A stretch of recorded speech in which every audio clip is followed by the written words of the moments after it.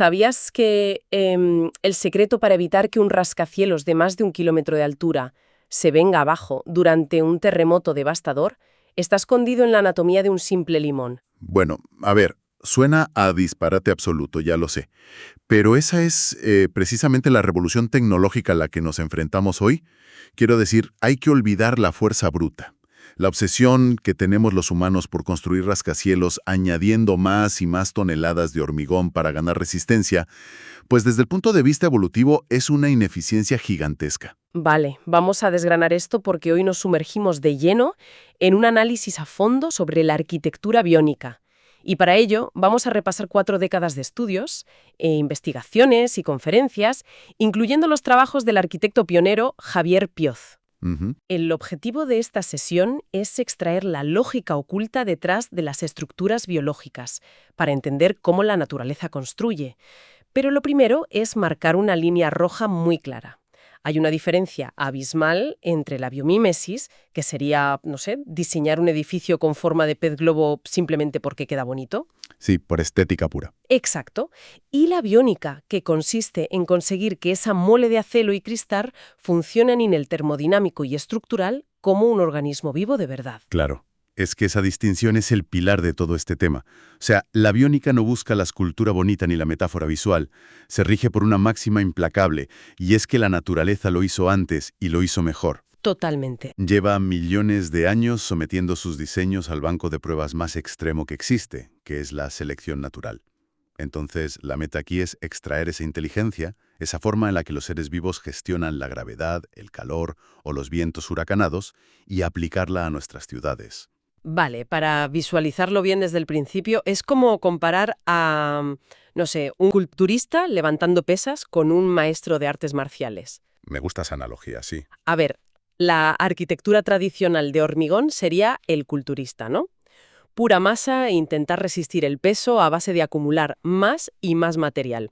Cuanto más peso hay que soportar, pues más grueso hacemos el pilar y ya está. Sí, la puerta a la bruta, de toda la vida. Pero la biónica sería el maestro de artes marciales. Redirige la energía, aprovecha la geometría a su favor, sin gastar ni un gramo extra de fuerza. Y bueno, el primer gran secreto de estas artes marciales estructurales es súper contraintuitivo, que es la forma en la que la naturaleza utiliza el vacío. Uf, el vacío.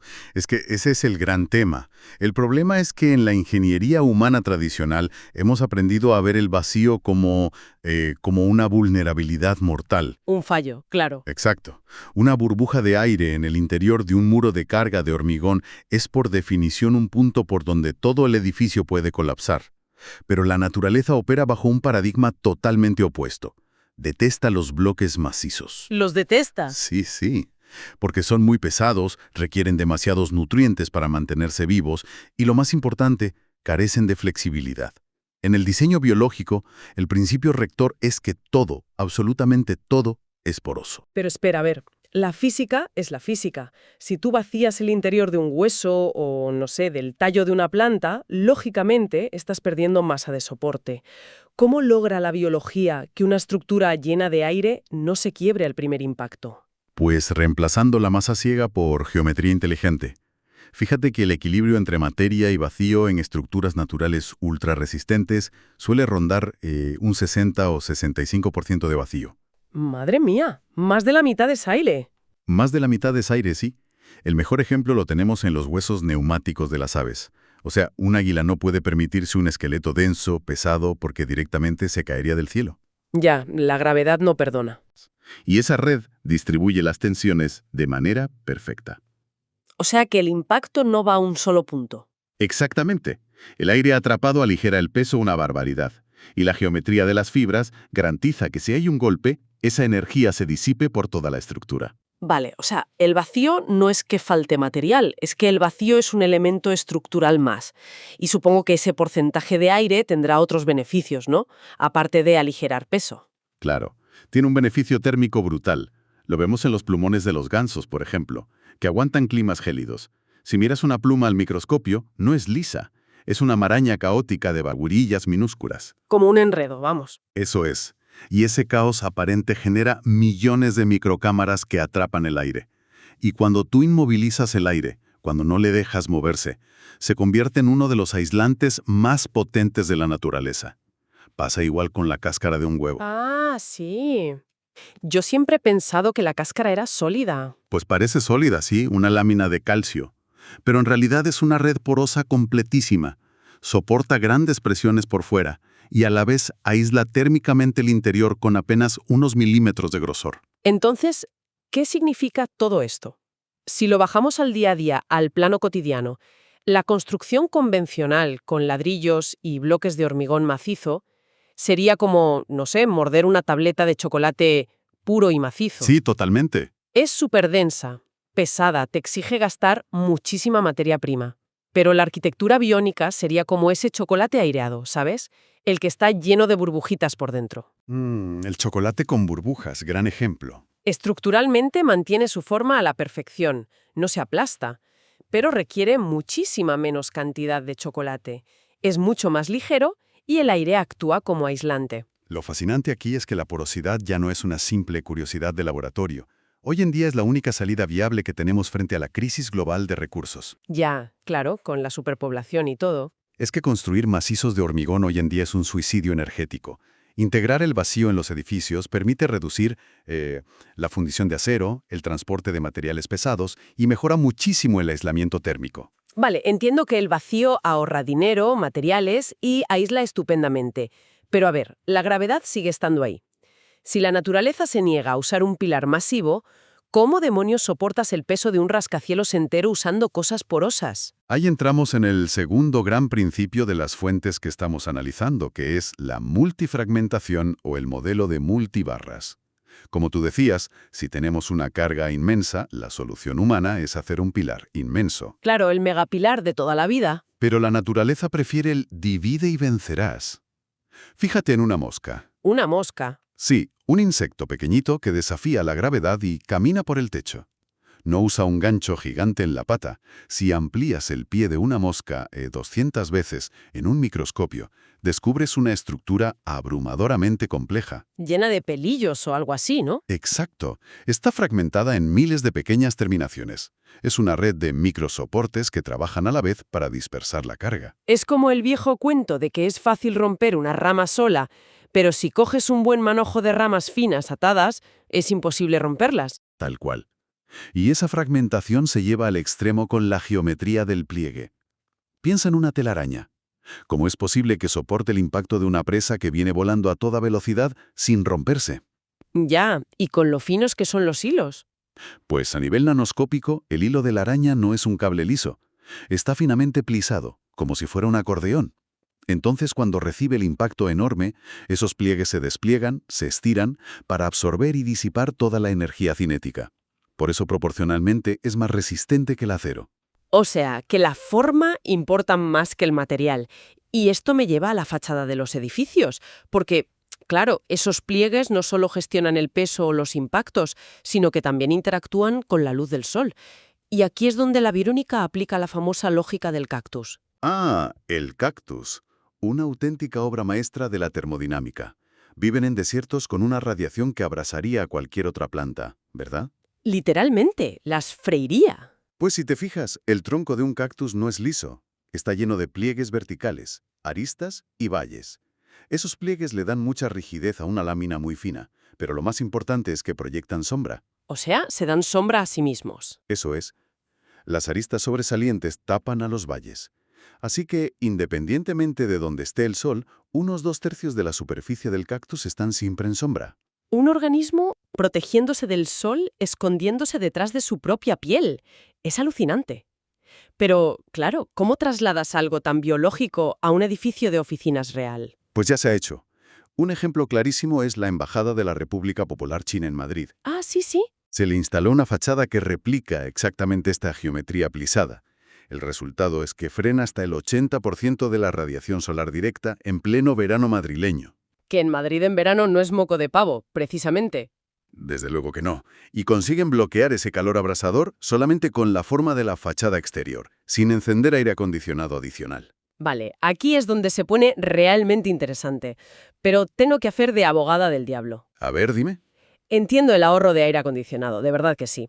Pero a nivel logístico, ¿No es una pesadilla absoluta construir algo con miles de nudos pequeños, pliegues y barras raras en lugar de, pues eso, traer un camión de hormigón y verter un buen pilar recto y liso? ¿Compensa el esfuerzo de imitar esa geometría? Esa es la queja típica de las promotoras, ¿eh?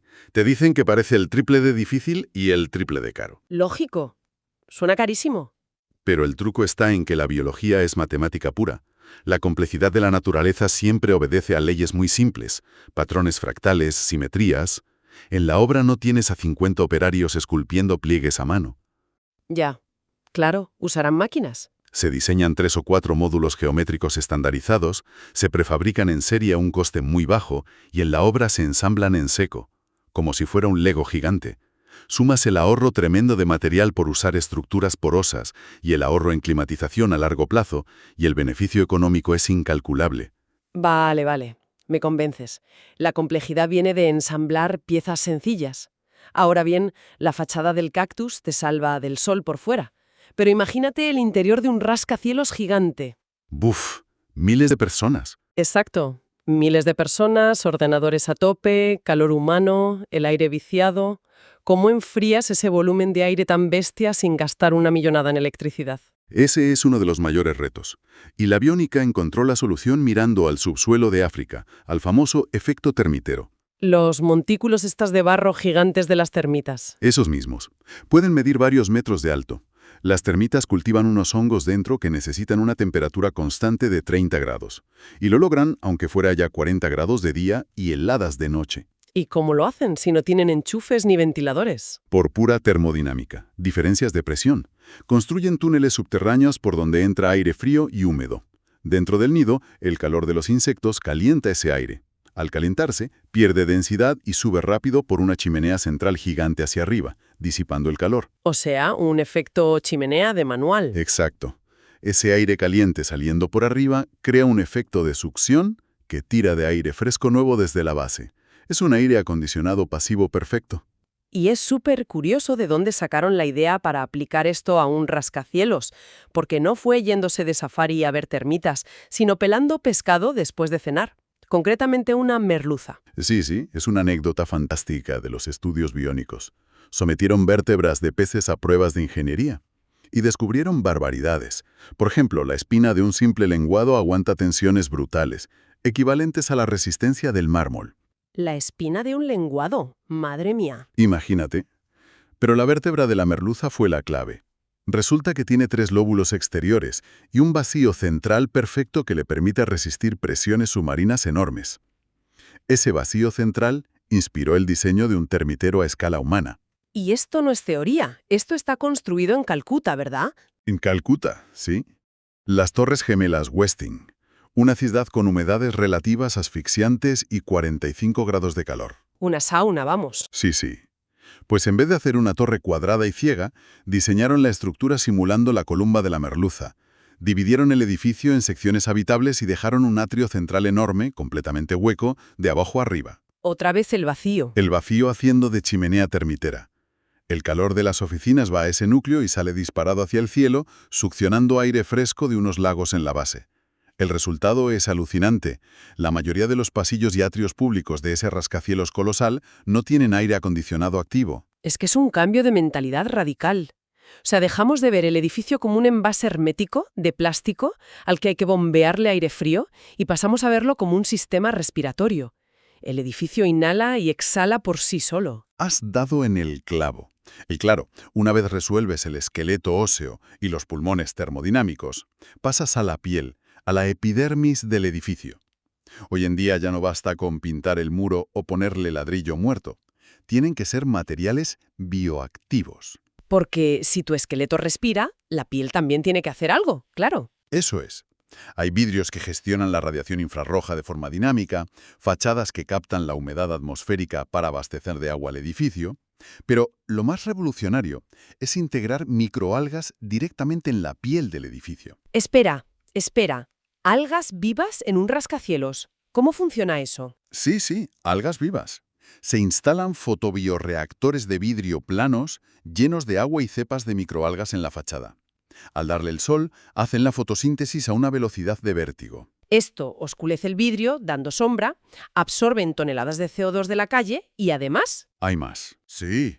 Esa biomasa de algas crece tan rápido que se puede recolectar periódicamente por unas tuberías para crear biocombustible, y con eso calientas el edificio en invierno. La fachada deja de ser un muro pasivo para ser una granja productora de energía. ¡Qué barbaridad! Pero oye, esto no solo sirve para edificios nuevos, ¿no? A mí me parece brillante el concepto del reciclaje biónico para lo que ya tenemos construido. Uf, vital. Vital. Porque no vas a meter la excavadora y demoler el centro entero de las ciudades para hacer torres biónicas. Exacto. Ese afán por demoler y tirarlo todo a un vertedero es muy humano. La naturaleza no lo hace. El reciclaje biónico coge un edificio masivo y viejo de los años 70, le arranca la fachada hermética y pesada original, pero mantiene los pilares. Que es lo caro y lo que tiene todo el carbono metido. Eso es. Y a ese esqueleto viejo le injertas una nueva piel porosa, con voladizos, jardines verticales, sistemas de termitas y algas. Locuras, básicamente, para que deje de ser un agujero negro de energía. Vale, esto es lo que podemos hacer con lo viejo. Pero, ¿hasta dónde se puede llegar si empiezas desde cero con recursos ilimitados?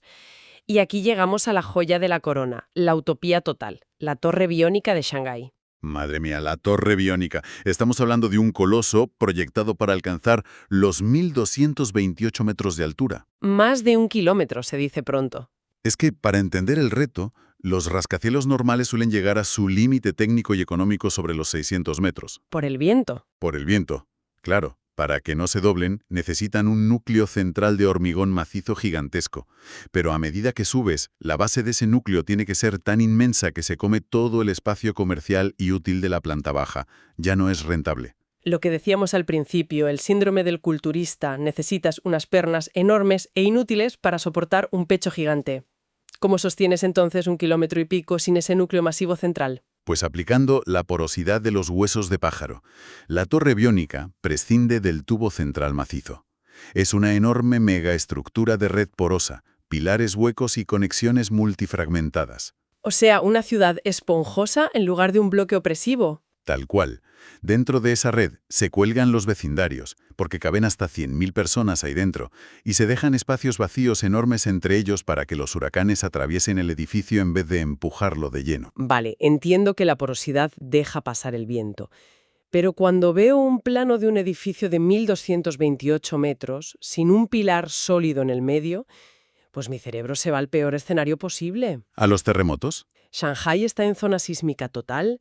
Si hay un terremoto de magnitud 8 y esa torre gigante de fibras no tiene un bloque rígido central, ¿no se rompe como un montón de palillos? Si conectamos esto con el panorama general de la biónica, la respuesta es no.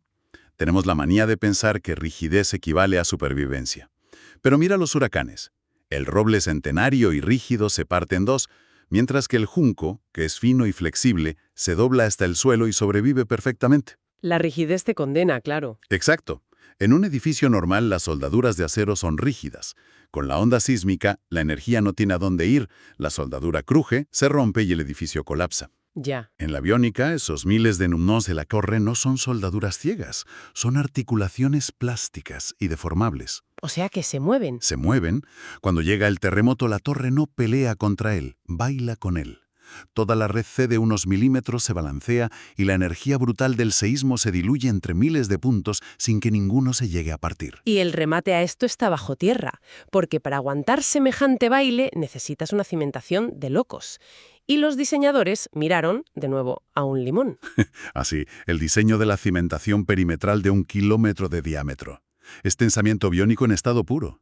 Si a ti se te cae un limón al suelo, no revienta. Rebota un poco y ya está. Pues su secreto es esa capa blanca esponjosa que hay bajo la cáscara, el albedo. Es una red de microfibras porosas saturadas de líquido. Los arquitectos trasladaron esto a escala gigante. Crearon un anillo subterráneo hecho de membranas enormes y fibras de alta tensión, y lo inundaron con millones de litros de agua. Un amortiguador hidráulico masivo. Efectivamente, si hay un terremoto, la onda de choque lateral no golpea un muro de hormigón rígido, choca contra este limón subterráneo.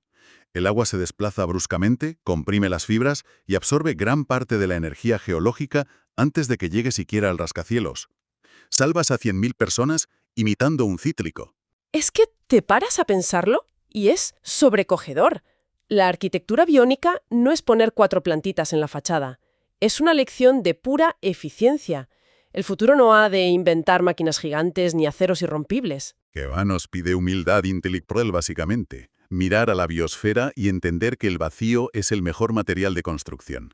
Que hay que fragmentar los pesos, usar pliegues para frenar el sol y construir cosas flexibles. Lo cual nos deja con una reflexión final tremenda, creo yo. Si realmente estamos empezando a descifrar el código fuente de la naturaleza.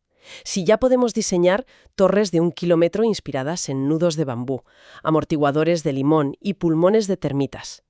¿Llegará un día en que dejemos de lado la idea de construir y demoler a golpes de excavadora? Quizá el urbanismo del mañana consista en, no sé, cultivar y curar nuestro entorno. Plantar edificios que respiren y se adapten de forma pasiva, integrándonos por fin en un inmenso bosque metabólico. Es un cambio de paradigma total y un desafío fascinante que, desde luego, dejamos ahí resonando.